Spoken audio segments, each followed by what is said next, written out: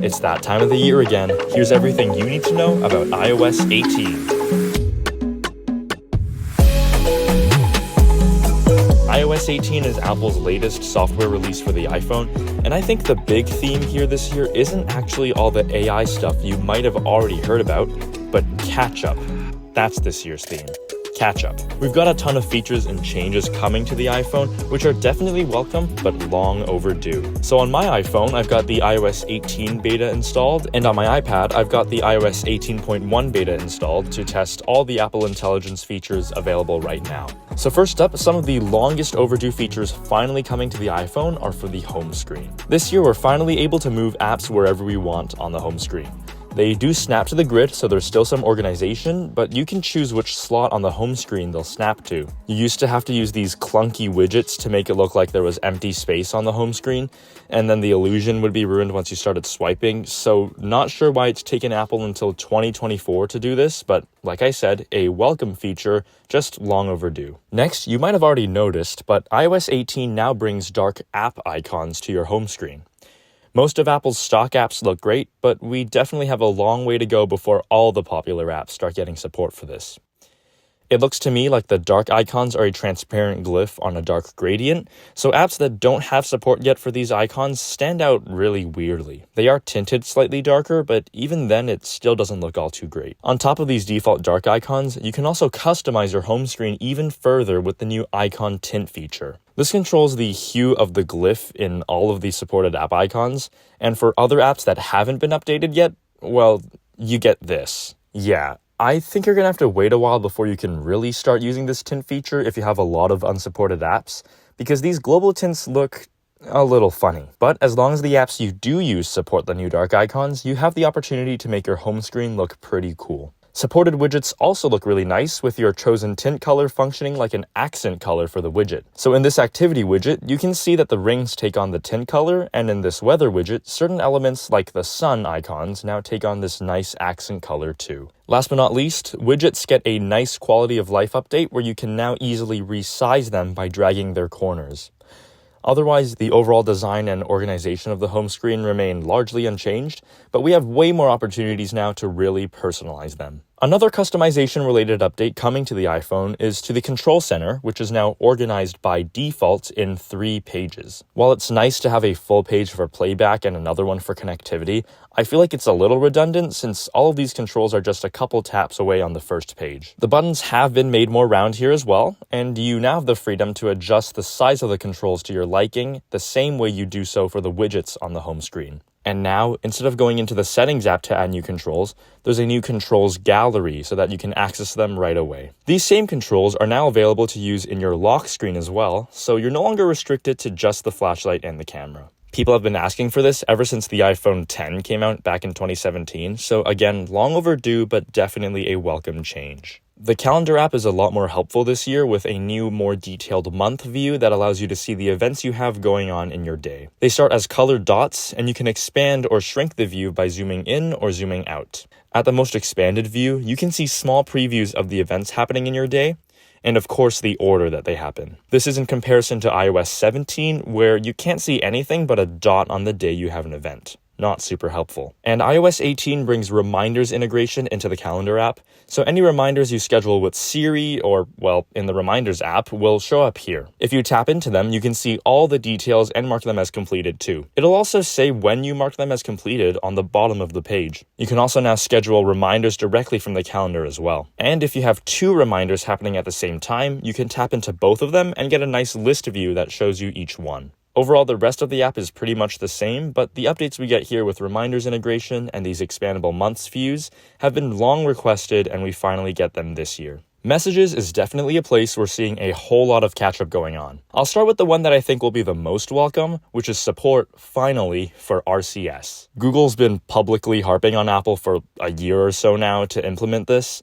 and it's definitely about time we moved on from the dated protocol that is SMS. So RCS brings some long overdue features to your conversations with Android users. You'll notice that both sides of the conversation now get read receipts, which is obviously something we've had in iMessage and basically everywhere else for a really long time. There's no more character limit either, and now when you send attachments like photos, videos, and audio files, they're sent in much higher resolution to the recipient, so now both sides of the conversation actually receive usable photos from each other. And lastly, you've got official support for reactions now too. So that's RCS, which is going to make iPhone to Android texting way easier, and it definitely fits into this year's theme of long overdue but super welcome updates. Now, iOS 18 also brings a few minor, but again, long overdue updates to iMessage. First of all, you can finally schedule messages to send later. You just go into the plus menu, choose Send Later, pick the time you want, hit send, and the message stays there until it's time to be sent. And once you hit send on your scheduled message, it's actually sent to Apple servers first, so even if your phone dies or loses service for whatever reason when your message is scheduled to send, your recipient will still receive it. Otherwise, we now finally have text formatting as well,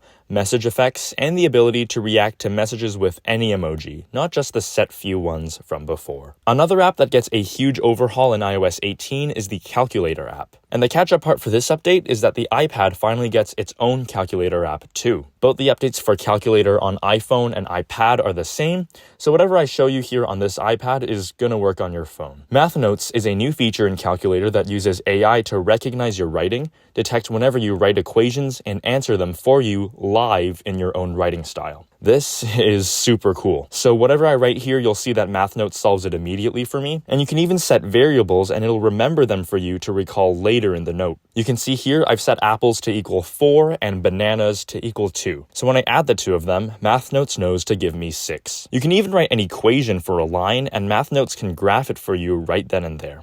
Super cool. And some of these features work when you're typing math too. The automatic calculations are displayed above the keyboard or to the right when you type an equals sign. And variable declaration works the same way here too, just like if you were to write them out. The new Calculator app also has a dedicated backspace key, an option for a scientific calculator, and the ability to display unit conversions in real time, which is super helpful for when you're traveling or for measuring stuff. But that's the Calculator app. Again, very much in keeping with the catch-up theme this year. Now, this next section is, believe it or not, a little into the catch-up theme too. A lot of other companies like Samsung and Google have been throwing tons of AI features into their phones for a couple of years now, especially for photo editing and other areas. So everyone's been waiting for Apple to drop their response to all of this, and we finally get to see it this year. They're calling it Apple Intelligence, and very characteristic of Apple, they have restricted this to work only on the iPhone 15 Pro series or newer, and iPads and Macs with M1 chips or newer. So unfortunately, if you're not using those devices, you're out of luck. But at least you'll know what you'll get when you upgrade in the future. I personally don't have an iPhone 15 Pro, but I do have an iPad Air 5th gen, which is just new enough to have an M1 chip inside.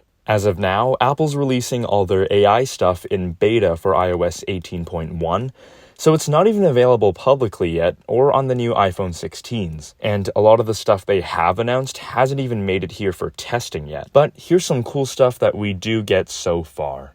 First and foremost, we get a beautiful new Siri animation that fills the screen and even comes with a new sound. Siri is supposed to get smarter with Apple Intelligence, but Apple hasn't made that available to us yet. It also has a new voice, though. Take a listen.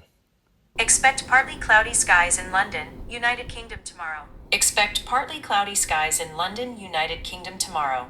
With the new Siri UI, you can double tap the home bar at any time to type to Siri silently instead of making your requests out loud. This is going to work well for stuff like making internet-based searches and other requests like that, but otherwise, I don't really see the point of typing to Siri to set a timer when you could just do that faster manually. We get system-wide writing tools, so you can use AI to rewrite your writing altogether and to make it sound more friendly, professional, or concise. It can also proofread for you and make grammatical or wording suggestions. And at the bottom here, you can summarize large amounts of text and even have the AI put the summary into different formats for you, like key points, a list, and even a table. Personally, I think the summary features might be pretty helpful, but I'm not too keen on making my writing sound like AI, so I probably won't be using the rewrite features very much. So that's some of the cool Apple Intelligence stuff we'll be getting in iOS 18. Definitely a lot to be desired, but a good start nonetheless. Like I've been doing in my iOS 16 and iOS 17 videos, let's wrap this up with some other cool stuff I've noticed that really adds up in this update. First of all, we get a new stock app here, the Passwords app. This replaces the password section in the Settings app, and it's a standalone password-locked app that you can use Face ID or Touch ID to unlock. It collects all the saved passwords you have on your devices, including Wi-Fi passwords, which is really nice if you need to share a Wi-Fi password you've forgotten with someone. It even supports two-factor authentication codes now, so you can use the stock on-device app instead of third-party ones. I think, especially nowadays with all the accounts and services we own, passwords deserve their own space in a dedicated app rather than just a portion of the settings app, so I'm glad we got that this year. In the Maps app, you can now create custom routes for walks and hikes just by selecting a starting point on the map and tapping the points that you'll walk through. You can also choose whether you want the route to be a loop or out and back, where you leave and come back to your starting point along the same route. The second-gen AirPods Pro get a subtle but super nice feature this year that allows you to nod your head yes or shake your head no to respond to Siri. So for example, if you receive a phone call and Siri announces it through your AirPods, you can gently nod your head yes or shake your head no to accept or decline the call. This also works for other Siri announcements. I've had it ask me if I want it to read long notifications, and I can respond by nodding or shaking my head. And for regions where nodding your head means no and shaking your head means yes, you can adjust for that in settings. So that's iOS 18. Definitely playing a lot of catch-up this year, but I'm glad these updates have come sooner than later. We've got everything from system-wide AI features to better Android to iPhone texting to a whole rework of the calculator app. iOS 18 is out now, so you'll be able to get your hands on all these updates as soon as you upgrade in settings. But that's it from me. Thanks for watching, subscribe if you want to see more, and I'll catch you in the next one.